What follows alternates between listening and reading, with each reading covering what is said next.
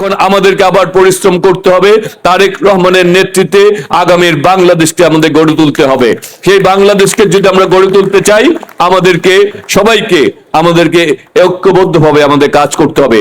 যেই কাজ করলে এই এলাকার মানুষের উপকার হবে, যেই কাজ করলে সমাজের উপকার হবে, যেই কাজ করলে দেশের মানুষ উপকৃত হবে, যেই কাজ করলে মানুষের মন জয় করা যাবে, যেই কাজ করলে মানুষের এই 1 নম্বর ওয়ার্ডের মানুষের উপকার হবে, সেই কাজগুলি আমাদেরকে করতে হবে।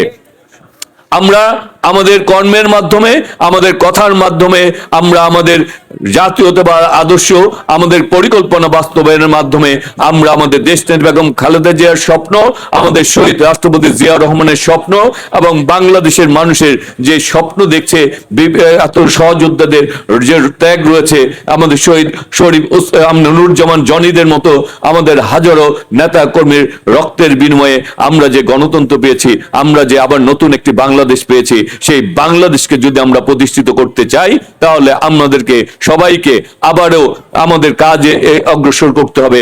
আমাদেরকে আমাদের নতুন ভাবে আবার ঐক্যবদ্ধ হবে, শুধু সাংগঠনিক কর্মকাণ্ড না, সমাজ উন্নয়নের, দেশের উন্নয়নের, মানুষের পাশে থাকতে হবে, আমাদের মানুষের উপকার করতে হবে, সমাজের উপকার করতে হবে, আমাদের এই দেশকে, এই সমাজকে নতুন ভাবে গড়ে তুলতে হবে। আপনারা তারেক রহমান, আমাদের মাননীয় প্রধানমন্ত্রী জনাব তারেক রহমানের নেতৃত্বকে আমরা হাতকে আরো বেশি শক্তিশালী করে তুলতে হবে। আমরা আজকে বিভিন্ন জায়গায় দেখতে পাই, আমরা আমাদের দলকে যত না ভালোবাসি, এই দেশকে না যতটুকু ভালোবাসি, আমরা আমাদের ব্যক্তিকে তার চেয়ে বেশি ভালোবাসা শুরু করেছি। ব্যক্তিকে ভালোবেসে আমরা কখনোই আমরা এগিয়ে যেতে পারবো না। আমরা যদি ঐক্যবদ্ধ থাকি, আমরা যদি সাংগঠনিকভাবে, আমরা যদি দলকে শক্তিশালী করি, আমরা যদি আমাদের এই তারেক রহমানের হাতকে শক্তিশালী করি, তাহলে আমরা ঐক্যবদ্ধভাবে এগিয়ে যেতে পারবো। কারণ এই দেশকে নিয়ে এখনো অনেকে চক্রান্ত ষড়যন্ত্র করে, এখনো অনেকে আবার দেশকে অস্থিতিশীল করতে চায়।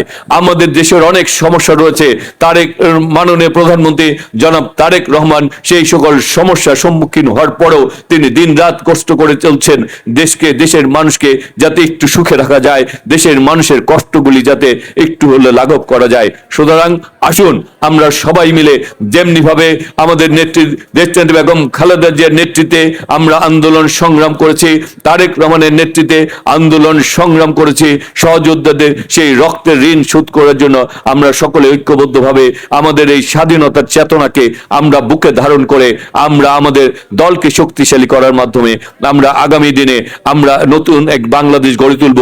যে বাংলাদেশ হবে মানবিক বাংলাদেশ, যে বাংলাদেশ থাকবে গণতান্ত্রিক বাংলাদেশ, যে বাংলাদেশের প্রতিটি মানুষ থাকবে নিরাপদ, যে বাংলাদেশের প্রতিটি মানুষের অধিকার বাস্তবায়ন হবে এবং যে বাংলাদেশের প্রতিটি মানুষ আর নিশ্চিতভাবে ঘুমাতে পারবে, শান্তিতে থাকতে পারবে, আমরা সেই বাংলাদেশ গড়ে তোলার জন্য আগামীকাল থেকেই আমরা আমাদের প্রতিটি সমাজের, আমরা প্রতিটি অংশে আমাদের সকলেই আমরা কাজ করব। সেই প্রত্যাশা ব্যক্ত রেখেই আমি আজকের মতো বিদায় নিচ্ছি। আগামী দিনে আমরা কথায় নয়, আমরা আমাদের কাজ দিয়ে এই এলাকার উন্নয়ন করেই আমরা এগিয়ে যাব এবং আমাদের সকলকেই ঐক্যবদ্ধ থাকতে হবে।